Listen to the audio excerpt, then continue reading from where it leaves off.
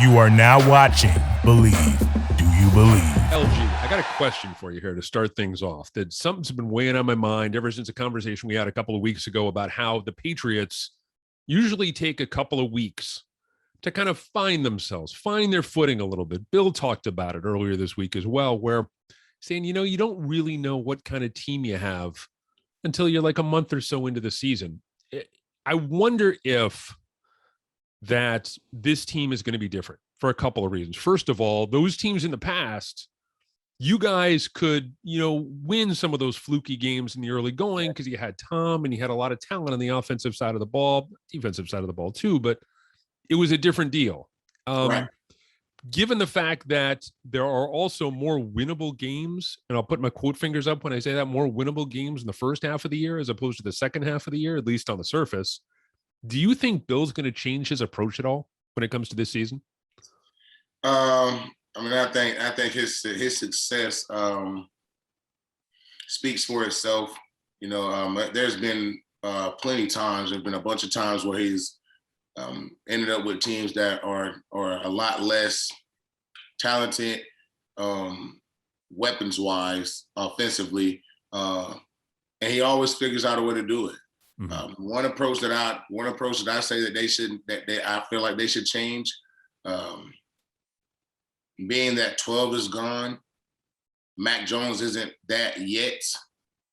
I think that they should have spent more money in the offseason going to get some big time, guys, because in this league now, next man up mentality, even though that's the mentality you want to have, nowadays there's big drop-offs, with the next man up mentality. Mm-hmm. If you're number one, for instance, New England, if their number one receiver go down or number two receiver go down, we're in trouble. Mm-hmm. So I think they should have spent some money. They probably should have did something like go get Julio Jones. They probably should have even went and got Odell. Like, I know Odell is rehabbing off of the ACL, but I know how he works, and I know that he'll be ready at some point of this season. Just the free agent wide receivers that were out there that were available, they should have made a move on to give Mac Jones just some veteran help, experience, and some guys that he don't have to throw perfect passes to for it to be a good play. In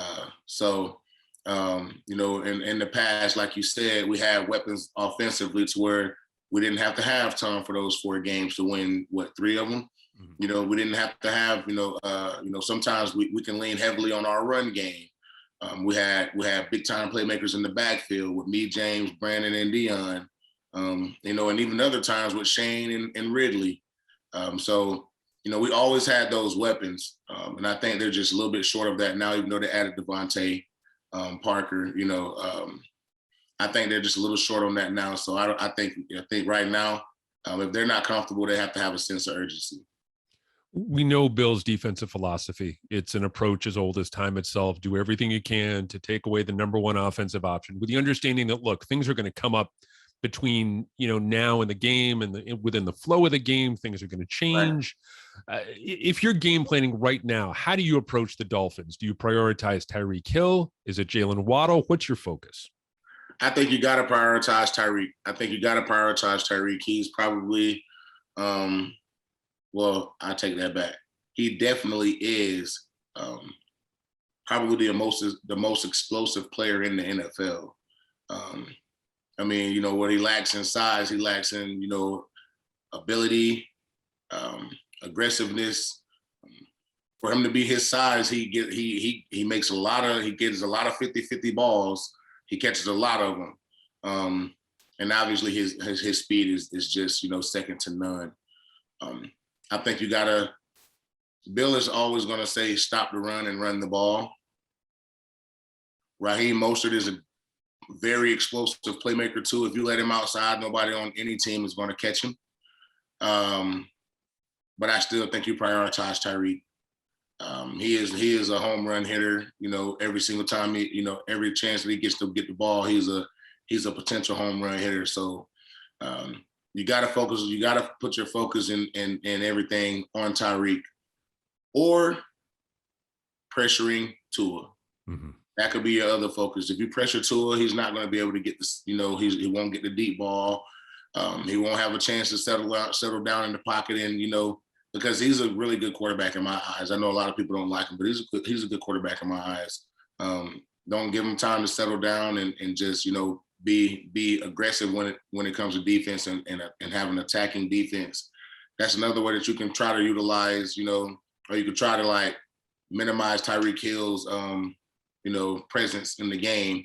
But I think you focus on that guy. I think Tyreek is, if I'm Miami, I am doing everything I can do to get him in space. Yes. Lining him up in multiple spots, trying to camouflage our looks a little bit, trying to, have him in motion, pre-snap motion. Yep. Who is going to be charged with defending him on the other side of the ball? I know Jonathan Jones played a pretty sizable role when the Patriots faced off against the Chiefs and Tyreek Hill was in Kansas City. If you had to guess, is there going to be one guy? Are there going to be multiple guys? What's the approach for trying to slow Tyreek Hill? Yeah, it's going to have to be multiple guys. You can't just guard him with one guy. I mean, that would not be smart. And Bill is one of the smartest guys I know, so that just won't be smart. To just put someone on the island with that kid is just. I mean, the only way you can have someone follow him is if you always have Devin over top, or whoever. Me personally, I think you always got to have Dev over top because again, this guy is blazing fast. So if he does get past the corner, there's literally nothing the corner can do. He's going to be completely and totally helpless. So I think you put Dev over top and let Jonathan follow him. And Jonathan is a good corner. JJ a good corner, man. He can play ball. But again, man, everybody's disadvantage when it comes to that guy is just the speed matchup. He's just so much faster. And you really don't know how fast he is until you really don't know how fast he is until, for instance, we see how fast he is, but we don't really know unless we're on the other side trying to guard him. And he running a freaking drag route in man coverage and you're chasing him down through traffic. You know what I'm saying? And now he caught the ball and he's on the other side of the field running this way and you still trying to weave through traffic. So he's that's again, I think you put Jonathan Jones on him and you let Dev help as much as possible. Why is Tua as good as he's been against the Patriots? We talk about Bill's success rate against young quarterbacks, going all the way back to Tua's rookie year. Tua has had Bill's number for whatever reason. The quarterback wins. I get it. It's kind of a fugazi stat. I understand that, but he's 3-0 against Bill.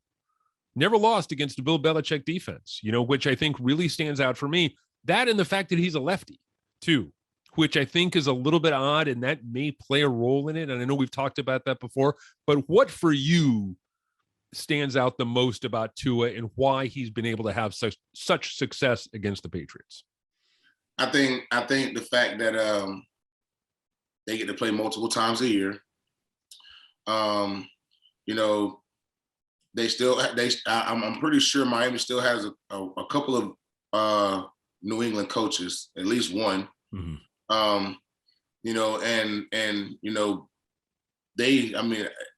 if you're a defensive coach over there in Miami coming from New England, you're going to have a huge advantage because there's not a lot that changes when it comes to New England's defense. They're as, straightforward as you can possibly get. They don't do a lot of different things. The fact that he's left-handed, I don't know if that plays. I don't know. Everybody always says, left-handed, right-handed quarterback. The only difference I think is just one throw at the right hand, one throw at the left. That's the only thing. That's the only difference I really, you know what I'm saying? Because right at this point and at this level, we're all grown men and we're smart. We're at the highest level. We're the professionals of this. We're the best of the best. So if you do have to flip your defense or if you have to do something different, I think that they can catch on to that easily. You know what I'm saying? Okay, hey, this week we got a left-handed quarterback. We're gonna do this, and this. They'll be able to catch on and flip that around easily. I just think that Tua is, again, I just think he's a winner. You know what I'm saying? He'll go execute your game. And I'm not saying that he can go do what he did at Alabama, throw the ball 25, 30 times a game, 350 yards, 5, 6 touchdowns and stuff like that. But I mean, with his legs, along with 18 passes, maybe maybe 20 passes. I don't even know if I want to get there, but I mean, 20 or less passes in his legs, he's always going to provide a problem. Any defense. It's not just New England. He's always going to provide a problem because he's a smart football player. Again, he's still young. He came from a winning background. He knows what it takes to win. So, it's tough to beat guys like that. I knew you bring up the fact that Miami does have a couple of former New England coaches down there. Can the Patriots take anything away from the fact that Josh Boyer is down there as the DC, or is that sort of familiarity overrated? Does it ever come up when Bill's facing a former assistant? They have some insight into what they want to do, or we make too much of that? Yeah, nah, I ain't gonna lie, man. If you're someone in that position, like a safety coach can't go to another team that Bill gonna be playing against and be like, "Hey, do this," or a defensive line coach, like. But as the defensive coordinator, you obviously played a significant role over in New England to come to another team as the DC. Yes, that does play a factor because that gives Josh Boyer some familiarity with the Patriots play calling, with what they like to do on first, second, and third down, what they like to do in long yardage situations, what they like to do in short yardage situations. What the tendencies are as far as starting the game, the openers. It's just Bill has been doing it for so long and at such a high level that repetitiveness. We've won this many Super Bowls. Mm-hmm. What am I changing? Maybe some terminology here and there. I might not call it. Blitz left quicker. I might call it. Now I might call it blitz left salvage or whatever. You know what I'm saying? Just the terminology changes, but it's still the same rhyme, same reason. The institutional knowledge that Josh Boyer might be aware of what Bill's going to call in a certain instance, that right. level of repetition, that's still going to be there. Right. When it comes to situational football, he's gonna have a pretty. I'm willing to bet he's gonna have a pretty good idea of what Bill is going to do in some certain situations. Is there a guy that we're not talking about on either team who has a chance to really make an impact in this game? I think it could be one of the New England defensive backs, because I think this Miami passing game, Waddle, Hill, Gesicki, they really have an opportunity to test the New England secondary. I think Marcus Jones, Jonathan Jones, they have a chance to really play a sizable role in this game. They do. They have a real chance to play a sizable role in this game, and they have the opportunity to either let this turn into a track meet or contain it as much as possible. If it turns into a track meet, look, it might get ugly for New England. Mm-hmm. If it turns into it, because we just don't have nobody to run with the running back. We don't have anybody to run with Tyreek. I don't think we have a lot of people that's going to run with Waddle. They're stacked up, man. And again, an area for us that is going to help us out and that's going to be beneficial and give us a really good opportunity to win is getting pressure on Tua. We can't let him stand back there. We got to get pressure on him, and hopefully without the blitz. Because if we send the blitz, you know what I'm saying, that's just It just gives Tyreek just more and more. It put more holes in the defense for Tyreek to get to. Mm-hmm. You know what I'm saying? So that's why hopefully we can get to him with the front three or the front four or whatever. I guess we run a 3-4 defense, but with the front guys, I hope that we can really get to him that way because again, man, he's one of those quarterbacks that if he get in a rhythm, he's going to be tough to stop. This feels like the kind of game New England wants to win 17-10. If it's 30, if the game is in the high 20s or 30s, it feels like that's where Miami wants to play this game. Yes. Yeah, I agree with you 100%. They want to score a lot of points and try to get New England to keep up with them. Not saying that they can't, because they do got good offensive players. Mm-hmm. They got Devontae, they got Kelly, they got Nelson. You know, they got my young guy, number 16, Jacoby. Jacoby you know, Myers. Yeah, they got you know, they got Ramondre, they got Damian. Like, don't get it wrong. They have a solid offense. Like, they got some good playmakers and they have speed as well. You know, but I'm telling you, the last thing you want to do is turn this thing into a track meet with these guys. This is, you know, Kansas City all over. You know, these guys have a mobile dual threat quarterback. They got Tyreek back on that side. They got Waddle on the other side. And again, they got Mostert, man. You're talking about probably the fastest team in the NFL at this point. Can Bill go back and look at, I'm assuming Bill is going back and looking at a lot of the San Francisco offense last year to try to get a handle on what McDaniel runs, what he likes to do, his approach. What are some of the other things that you could pick up, not just looking at film of the San Francisco offense last year, but what are some of the other things that you could pick up if you're one of the New England Patriots preparing for this game? Obviously, you want to go back and you want to watch some Tyreek Hill in Kansas City. What are some other ways that you can pick up on a few tendencies? It's hard to hide tendencies. It's hard to hide them. It's hard to hide them in the joint practices. It's hard to hide them in the preseason. It's hard to hide them It's just hard to hide tendencies. So you don't have to go digging for treasure to find tendencies for a play caller. You know what I'm saying?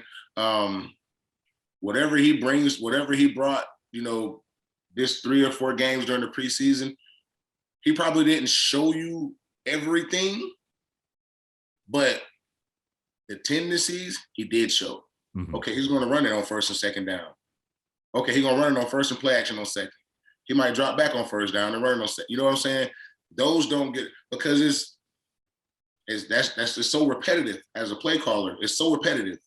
Coming from a new play caller, 12 youth football, you know, it's repetitive. It's hard though. It really is. You look at your play call sheet and you're like, dang, bro, the last 5 games, it's been outside zone left and, you know, power right on the first 2 plays. You know, this time I might try to, you know, it'll get them out. There's some play callers, it'll get them out of whack for getting away from those tendencies. You get them out of whack. So I don't think you have to dig deep and go far, you know, and to find out what the tendencies of another team or a coach is. Just pay attention to how he calls his plays in the preseason. I'm telling you, it rolls over. It rolls over because think about this. They're getting prepared for the season as well. You know, they're getting prepared just like we are getting prepared. They're getting prepared as well. Okay, I'm getting prepared. Okay, this is what the plays I like. These are the plays I don't like. This is what we executed well. This is what we didn't. All right, I'm gonna throw this out because we ran it 4 times. It got picked off twice. You know, whatever it is, you know, those tendencies are just hard to hide. So you don't have to like go study, you know, who was he calling plays for last year for 7 games? You know, he's still learning just like everyone else is. So I think you pick up on those tendencies, you know, just by paying close attention to, okay, he got a new squad. He probably not going to even call it the same way like he did over here. You know what I'm saying? Because he probably had the head coach telling him, look, we want to do this. So this is how we got to call it. He might have a little bit more freedom over here. So, you know, again, those tendencies start, as soon as the season starts, them tendencies start, you start realizing it because, like, again, even myself, you can just, it's hard to get away from them. We talked a couple weeks ago about some of the things that the Patriots try and do when it comes to preparing for the Miami Heat, playing in South Florida, the struggles that come with playing in South Florida. I imagine hydration is absolutely paramount, but other than playing in the bubble, turning the heat up in the bubble, what are some of the other areas of focus that make facing the Dolphins in South Florida such a unique challenge? You know what, man, that humidity and that heat is different, bro. But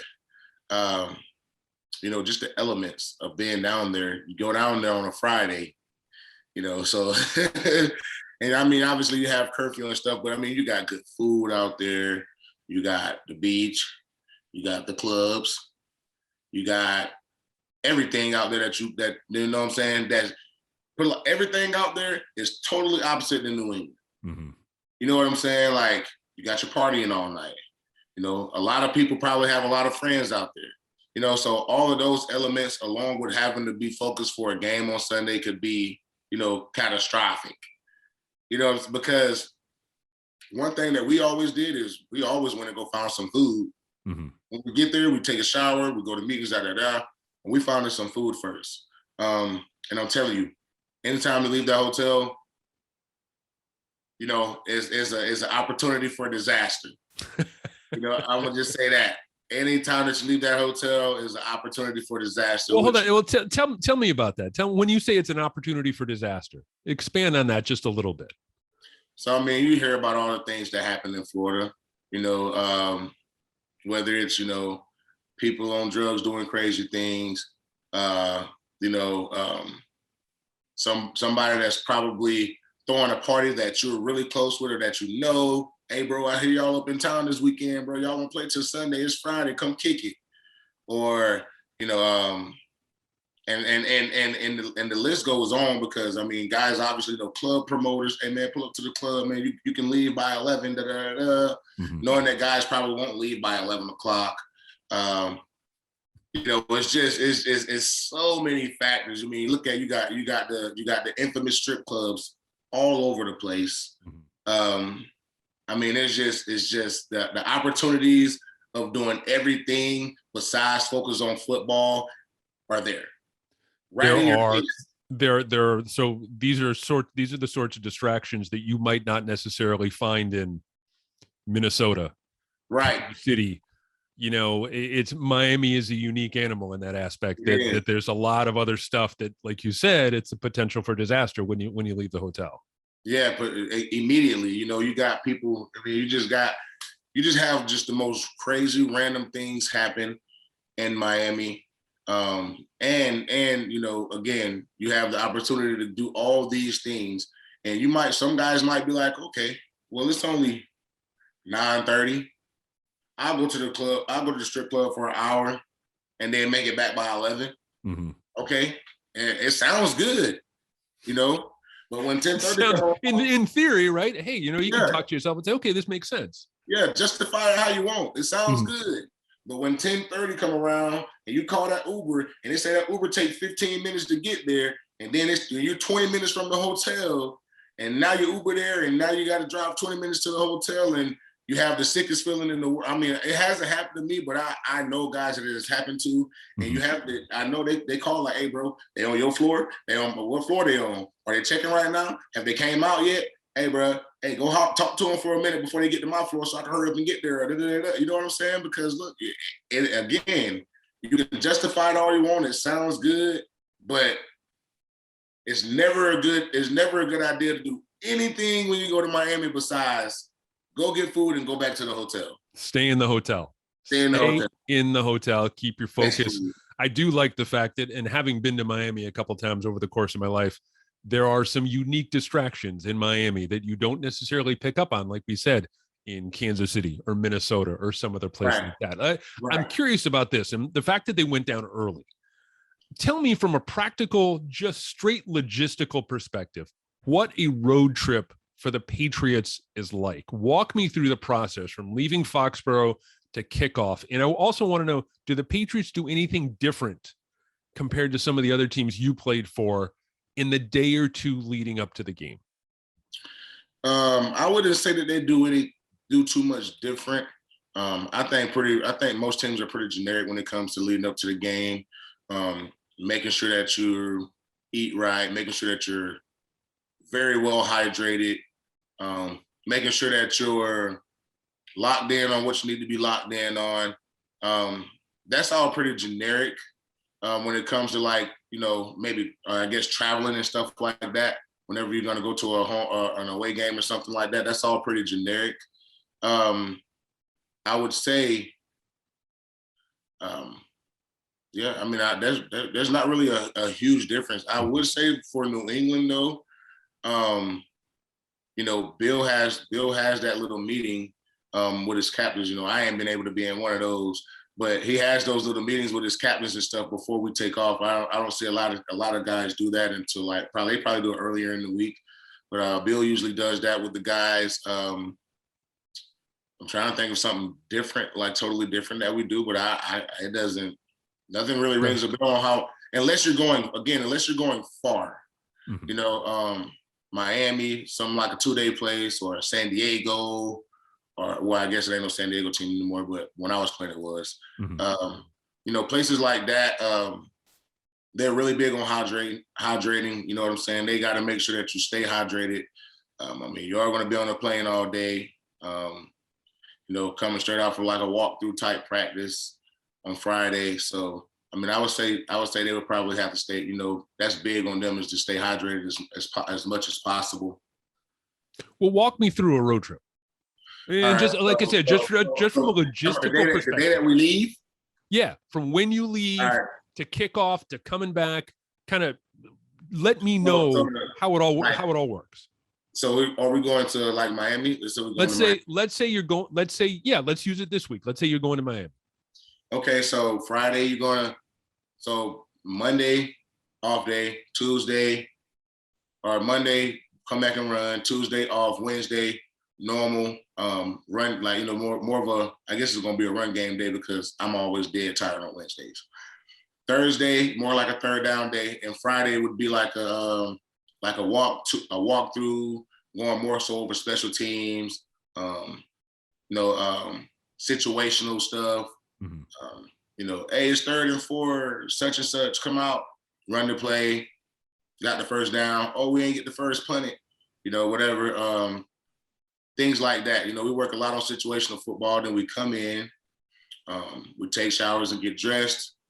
We go to, we send the rookies out to get food for a limited time. So if they're smart, they order before we will go out to practice, because we're only out to practice on Friday, probably like an hour and a half or whatever. Where are they going on Friday? Where are they going to get food? Oh, where they getting the food? Is it like Subway? Is it McDonald's? Is it? Oh, nah. They're going to get wings from the Patriot place, the Okay. bar. Okay. What is it called? I forget the name of the bar in the Patriots place, but it's Bar Louie. Bar Louie. Yeah. Okay. That's where we're getting our wings from. They're either going to Bar Louie, or they're going to go get Popeyes. Okay. That's one of the two. And the rookies go get food, and man, they are this close to being late, but if they don't get the food, they get fined. So they go get their food. Some of them get dressed first and then go get the food. Some of them take showers, and then they try to grab the food afterwards. I don't, to each his own. And then, but anyways, after that, everybody has their IDs. They go to we all line up to go get on the bus. They give us a time, like, hey, bro, be on the bus by this time. If you ain't on the bus, doors closed, we headed out. So you get on, you get your food from your rookies, or for us, the rookies got to bring the whole bag on the bus, because we're probably already on the bus. They bring the bag on the bus. You show your IDs to the check-in people, just so you don't have to show it at the airport. And we pull up we eat on the way, or sometimes some guys probably eat when they get on the plane. But we get there, we go through the little security check again, and then we get on the plane and we head out. Mm-hmm. Me personally, I'm not a big fan of flying. So when I get on the plane, the first thing I try to do is go to sleep, just so I don't have to deal with anything or the turbulence or anything. I just try to go to sleep. Unless like Dion or somebody talking to me, then I can't sleep. But I like to go to sleep. And when we get there, we unload. Well, they unload everything. We get our stuff. We go get our room keys, find out what room we're in, go put our stuff and our bags and stuff down, and then we come back down and we eat dinner, and then meetings are right after that. Meetings usually go from, depending on what time you get there, you probably have about 2 hours of meetings, I think. Probably like 2 hours and 2.5 hours of meetings. You probably get done around like 9:40, 9:30, 9:45 or whatever. Just enough time to, if you want to, attempt that. Mm-hmm. Getting like not attempt, like, it's a double-edged sword. Either you're gonna go get food somewhere good, or you're gonna go do what you do. Uh-huh. And be starving and try to order room service at 11 p.m. and they tell you the room service is off. So and they know you play for the Patriots, so they're know, probably like, as soon as it hits 11 o'clock, yeah, we're turning it off. Bill not playing no games. It don't matter. It don't matter where we are. Oh, you can call, and then even 10:50, 10:55, you can call. Hey man, I'm trying to order. Oh, we got note that we can't. You guys, after you guys call at a certain time, if the food will get there past 11 o'clock, we can't bring it. Mm-hmm. So it's dead. And the only way you can probably, I've done this. Because I had my parents like come to games before and stay at the same team hotel and stuff. I've had my parents call, hey, I can't get no food. Can y'all call and order me this, and this? Or can y'all go somewhere and grab this? I'm gonna meet y'all at the elevator. That's a smart move. You know what I'm saying? That's a very smart move. Put y'all up on game now. Yep. Yeah, that's a very smart move. I'll meet you at the elevator.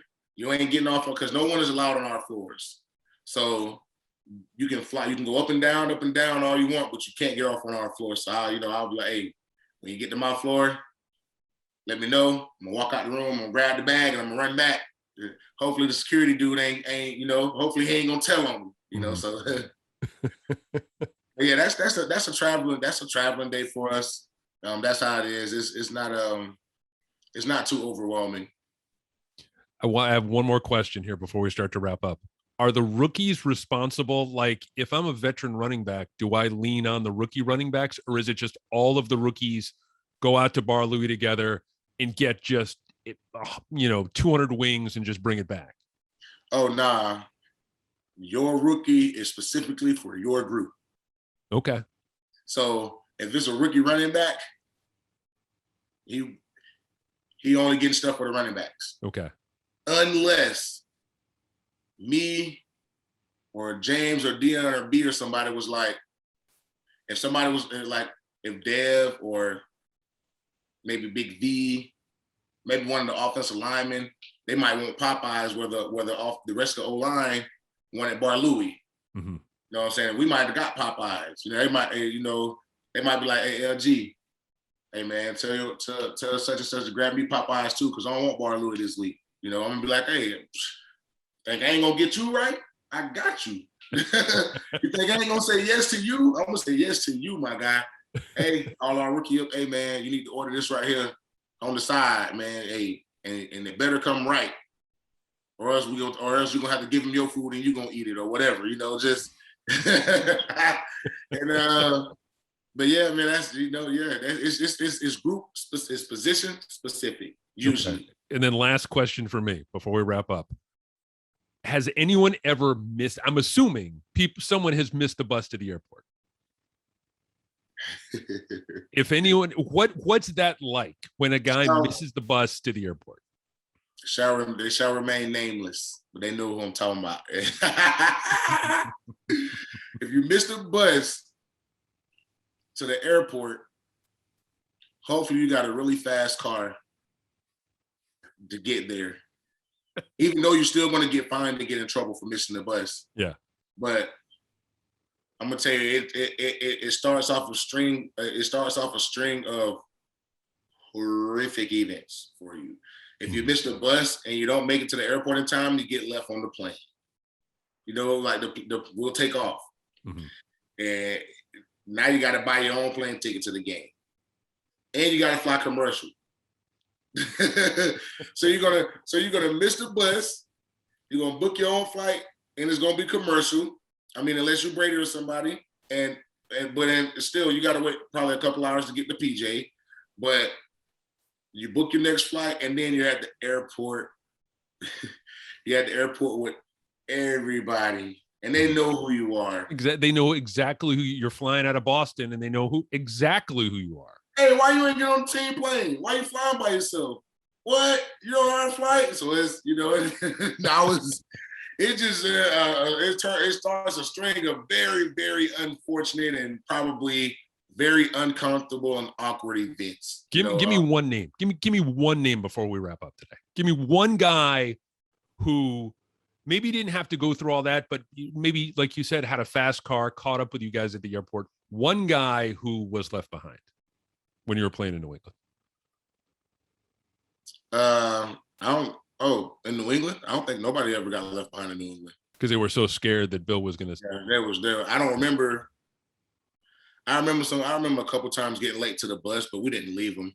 You know what I'm saying? We kind of like did like a little stall type thing. Like it's been a couple times where guys have been late to the bus that we kind of been like, oh snap, I forgot my iPad in the locker room. Let me run back and go get it. You know what I'm saying? Or oh dang, I left my tie. Or whatever it is. You know what I'm saying? But nobody has ever. Everybody on them docks when it's time to go. When it's time to get on them docks and head out. Ain't nobody in New England gonna risk that.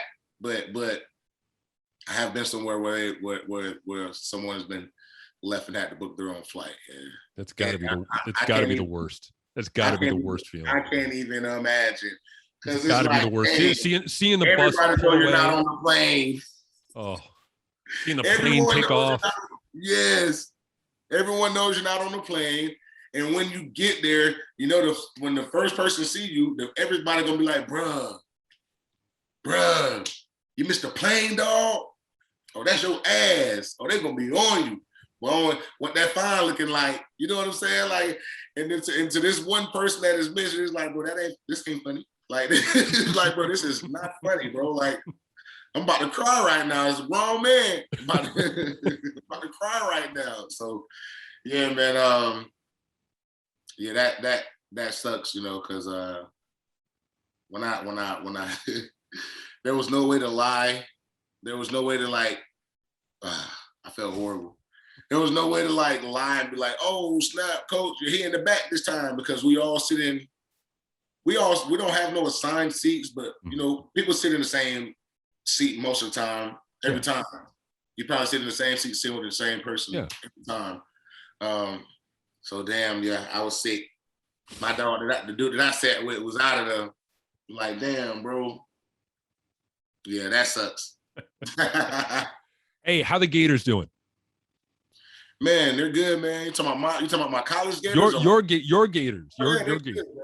They played well this weekend. They had a game where they went 56 or 52-6 or something like that. Mm-hmm. Yeah, they did the whole little nine, man. They had the radio out, the local TV station out there. The boys got interviewed. Like, everybody got to go through and say, hey, man, my name is such and such. My name is such and such. You know what I'm saying? I play this position.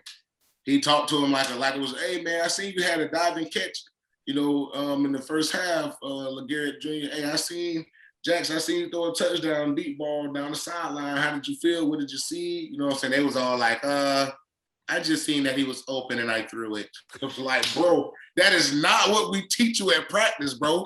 Like, we teach you it's cover 2, it's cover 3, it's man. Like, we teach you all that. Like, it's not no just, hey, Jackson, if you see someone open, throw the ball. Like, nah. I was like, bro, you making us seem weak. Like, our coaching methods are basic. So, like, nah, he was like, yeah, my coach tell me whenever they're open, just throw it.